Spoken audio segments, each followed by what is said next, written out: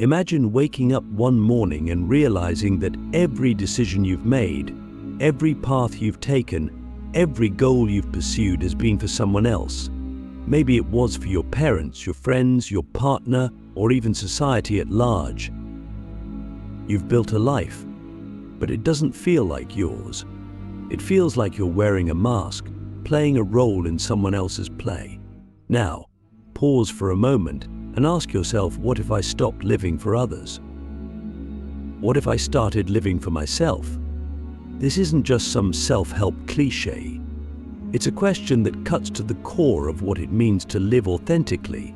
And no one explored this better than Friedrich Nietzsche, one of the most radical and misunderstood philosophers of all time. Nietzsche didn't just write about life, he challenged us to rethink everything we've been told about what it means to live fully. He dared us to tear down the masks, to stop following the herd, and to create our own path, one that's unapologetically ours. Click subscribe to this channel to get more profound insights. Nietzsche wrote, "Become who you are at first glance." This might sound simple, even obvious, but think about it deeply. How many of us truly know who we are? How many of us are brave enough to break away from the expectations of others and embrace the terrifying freedom of being ourselves? Nietzsche believed that most people live as part of the herd, conforming to what society expects of them. He called this the slave morality, a system of values designed to keep us obedient, tame, and small. The herd tells you to be humble, to play it safe, to seek approval, and to avoid standing out. But here's the thing: living for others, constantly seeking their approval, validation, or acceptance comes at a massive cost. It costs you your authenticity, your individuality, and ultimately your happiness. Nietzsche warns us, he who cannot obey himself will be commanded. If you don't live by your own values, your own vision, and your own desires, someone else will dictate your life for you. And that's not living, that's existing. So, how do we escape this trap? How do we stop living for others and start living authentically? The answer lies in what Nietzsche called the Übermensch, or the overman. The Übermensch is not a physical being, it's a state of becoming. It's the individual who has transcended the herd, who has broken free from societal norms and created their own values. It's someone who doesn't live for others but for themselves, not in a selfish or egotistical way, but in a way that is deeply aligned with their true self. To become the Übermensch, Nietzsche argues, we must first confront a harsh reality: God is dead now. Nietzsche wasn't literally saying that God had died. What he meant was that the traditional values, beliefs, and systems that once gave people meaning and purpose have lost their power. In modern society, people no longer find meaning in religion or tradition the way they once did. But instead of facing this existential void, most of us cling to new gods: the approval of others, the pursuit of status, or the illusion of security. But here's the radical idea: Nietzsche believed that this void is not something to fear, it's an opportunity. When the old values crumble, you have the freedom to create your own. When you stop living for others, you have the power to live for yourself. This is the true meaning of freedom: not the freedom to do whatever you want, but the freedom to create a life that's authentically yours. This journey, however, is not easy. Nietzsche warns us that to live is to suffer, to survive is to find some meaning in the suffering. The path to authenticity is filled with challenges. You'll face criticism, rejection, and even loneliness. People will try to pull you back into the herd because your authenticity threatens their conformity. But this is where Nietzsche's wisdom becomes invaluable. He believed that suffering is not something to avoid, but something to embrace. Why? Because it's in our struggles that we grow. It's through hardship that we discover who we really are. Think about it: every great achievement, every meaningful moment in your life probably came after a period of struggle. Maybe it was overcoming a fear, breaking free from a toxic relationship, or pursuing a passion that everyone else thought was crazy. In those moments, you weren't living for others, you were living for yourself. And that's where true power lies. Now, let's get practical. How can you start living authentically today? First, you need to get brutally honest with yourself. Ask yourself, whose life am I living? Are my goals truly mine, or have they been shaped by what others expect of me? Nietzsche believed that self-honesty is the foundation of authenticity. He wrote, "You must become your own master and your own slave." This means taking full responsibility for your life, no excuses, no blaming others, no playing the victim. Next, you need to embrace what Nietzsche called your will to power. This isn't about dominating others, it's about harnessing your inner strength to create the life you want. It's about taking risks, stepping into the unknown, and daring to be different. Nietzsche believed that the will to power is what drives us to grow, to evolve, and to overcome obstacles. Without it, we stagnate. But here's the catch: living authentically doesn't mean rejecting everyone or isolating yourself. It means surrounding yourself with people who support your journey, not those who hold you back. Nietzsche understood the importance of relationships, but he also warned us to be selective. He wrote, "The best friend will probably get the best enemy, because he has in himself the ability to arouse the highest degree of opposition." In other words, your true friends are those who challenge you, not those who simply agree with you. Finally, remember that authenticity is not a destination, it's a journey. Nietzsche believed that life is not about reaching some final state of perfection, but about constantly evolving. He famously said, "What does not kill me makes me stronger." Every setback, every failure, every moment of doubt is an opportunity to grow. When you stop living for others and start living for yourself, you're not just existing, you're becoming. You're becoming the person you were always meant to be. So I'm asking you right now, are you ready to stop living for others? Are you ready to face the discomfort, the uncertainty, and the fear that comes with authenticity? Because on the other side of that fear is freedom. On the other side is a life that's truly yours. Nietzsche's challenge to us is not an easy one, but it's the only one worth taking. The individual has always had to struggle to keep from being overwhelmed by the tribe. If you try it, you will be lonely often, and sometimes frightened. But no price is too high to pay for the privilege of owning yourself. When you decide to stop living for others, you take the first step into a world that's both liberating and terrifying. Liberation comes from the realization that you are no longer bound by the expectations of others. You no longer need to wear the mask, to perform, to fit into a mold that was never yours to begin with. But the terror comes from the realization that this freedom comes with responsibility. Nietzsche reminds us, freedom is the will to be responsible for ourselves. There are no scripts to follow, no guarantees, no safety nets. You are now the author of your own story, and the pen feels heavier than you ever imagined. This is where Nietzsche's concept of amor fati, or love of fate, becomes crucial. He wrote, "My formula for greatness in a human being is amor fati, that one wants nothing to be different, not forward, not backward, not in all eternity. Not merely bear what is necessary, still less conceal it, but love it." In other words, to truly live authentically, you must not only take responsibility for your life, but also embrace it fully. Every success, every failure, every joy, and every pain. This isn't about passive acceptance, it's about actively choosing to love your life as it is, to see every moment as an opportunity to grow and to create meaning. But let's get real for a moment. Loving your fate doesn't mean pretending that everything is perfect. It doesn't mean ignoring the pain, the doubt, or the fear. Nietzsche knew that life is messy, chaotic, and often heartbreaking. He wrote, "You must have chaos within you to give birth to a dancing star." That chaos, the confusion, the uncertainty, the struggle is not something to run from. It's something to embrace. Because it's in the chaos that you find your true self. It's in the chaos that you discover what you're made of. Now, let's talk about something that most people avoid: loneliness. When you stop living for others, you will inevitably face moments of loneliness. Nietzsche was brutally honest about this. He wrote, "The higher we soar, the smaller we appear to those who cannot fly." When you choose authenticity, you will lose people.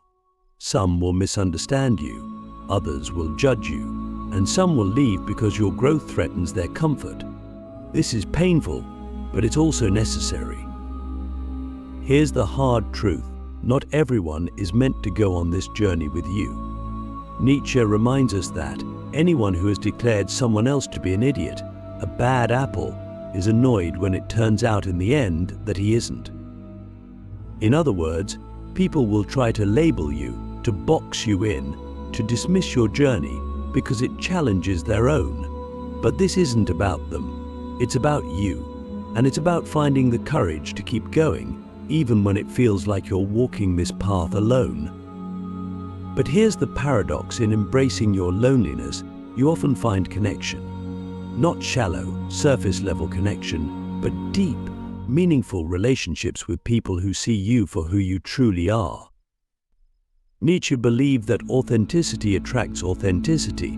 When you live unapologetically as yourself, you give others permission to do the same. You create a space for real connection, not based on roles or expectations, but on mutual respect and understanding. Let's take a moment to reflect on something practical. How do you handle the fear of loneliness or rejection?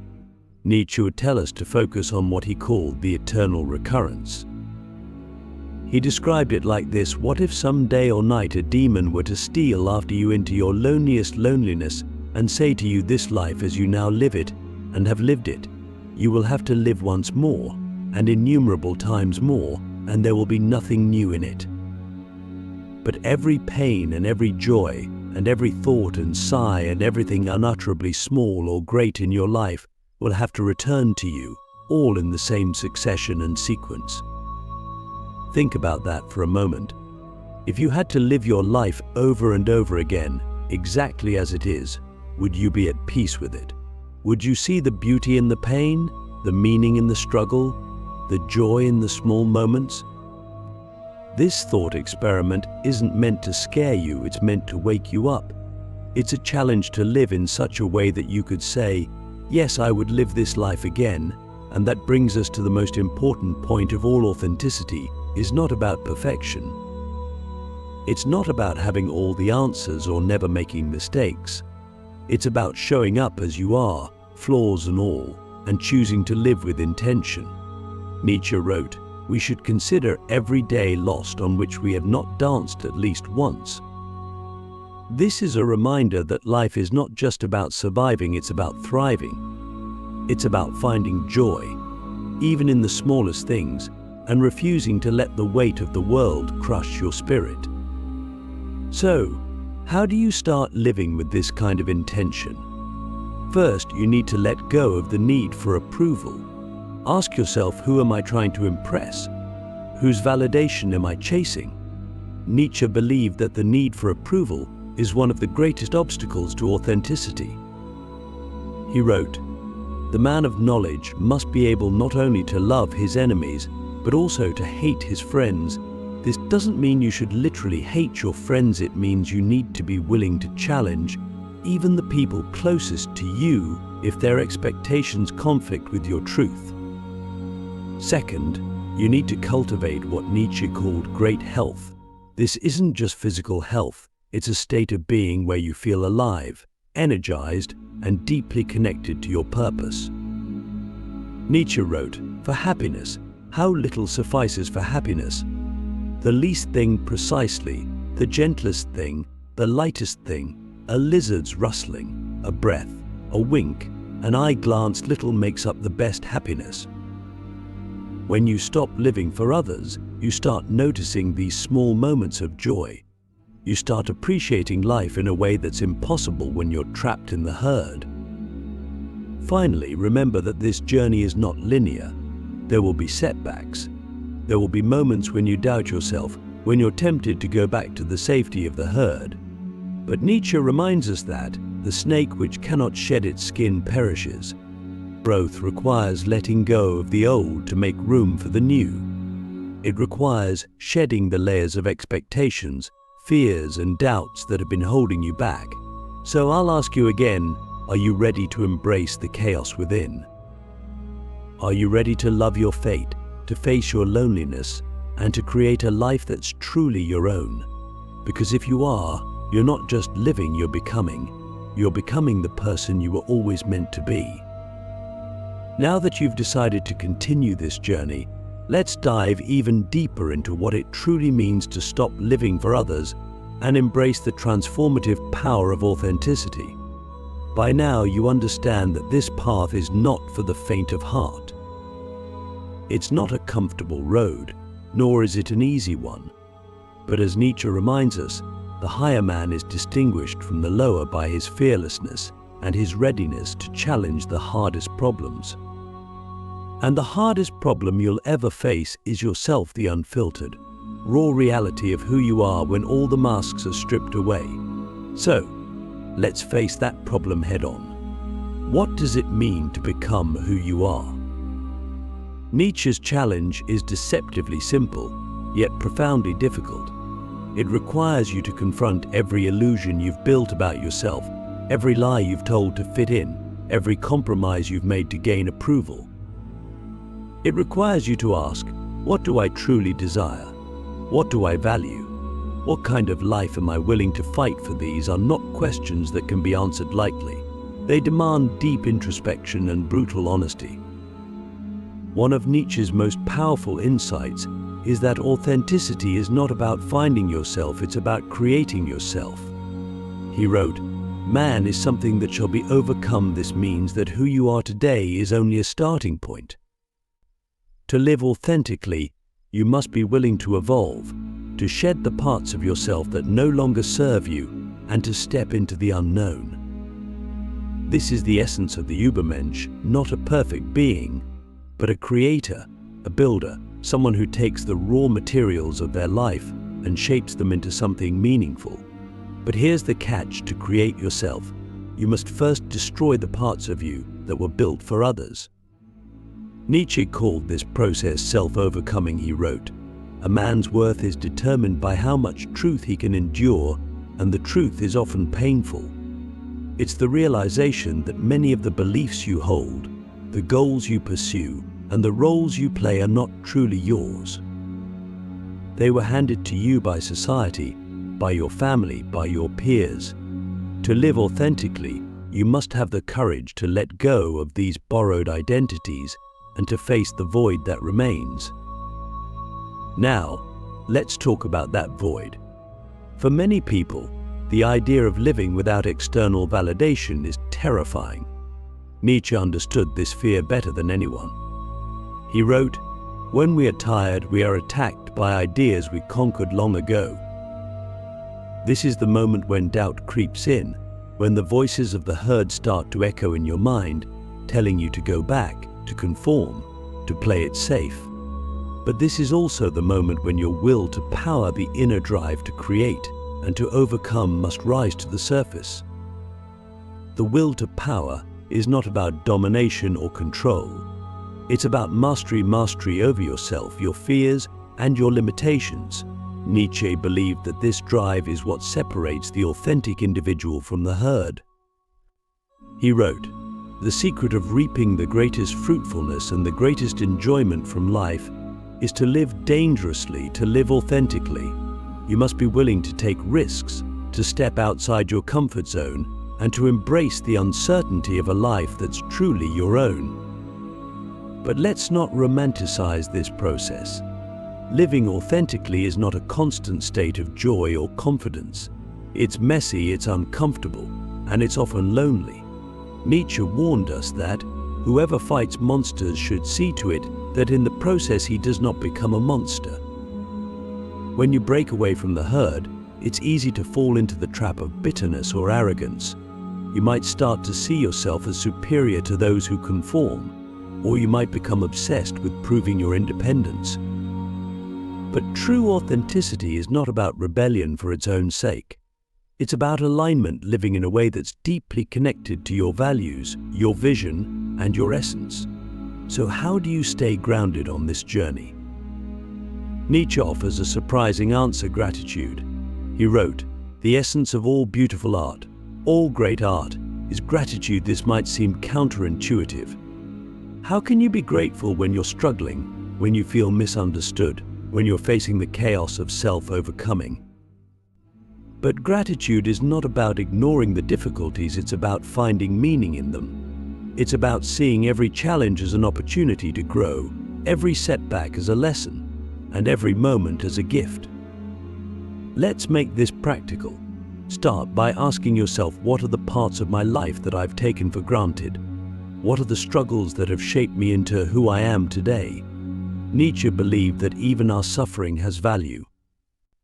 He wrote, "One must still have chaos in oneself to be able to give birth to a dancing star." Your struggles are not obstacles, they are the raw materials of your transformation. When you embrace them with gratitude, you turn them into fuel for your growth. Now, let's address one of the biggest challenges of living authentically: the fear of failure. When you stop living for others, you're no longer playing by their rules or measuring your success by their standards. This is liberating, but it's also terrifying. Nietzsche reminds us, the greatest deeds are thoughts that are risks. To live authentically, you must be willing to fail not just once, but over and over again. Failure is not the opposite of authenticity, it's part of the process. Every failure teaches you something about yourself, about what matters to you, about what you're willing to fight for. But here's the paradox: the more you embrace failure, the less it defines you. Nietzsche wrote, "A man who has a reason to live can bear almost anyhow when you're deeply connected to your why, your purpose, your vision, your truth. Failure becomes just another step on the journey. It's not a sign that you're on the wrong path, it's a sign that you're moving forward." So, let me ask you, what is your why? What is the life you're willing to fight for, to suffer for, to create? Nietzsche believed that this why is not something you find, it's something you create. It's a choice, a commitment, a declaration. He wrote, "The meaning of life is to give life meaning." This is the ultimate act of authenticity: to create a life that reflects your deepest values, your truest desires, and your unique essence. As we come to the end of this journey, I want to leave you with one final thought from Nietzsche: no price is too high to pay for the privilege of owning yourself. This is what it means to stop living for others. It's not just about freedom, it's about ownership, owning your choices, your struggles, your growth, and your destiny. It's about living in a way that, no matter how messy or uncertain, feels undeniably yours. So, I'll ask you one last time, are you ready to take ownership of your life? Are you ready to embrace the chaos, the uncertainty, and the beauty of living authentically? Because if you are, you're not just changing your life, you're creating it.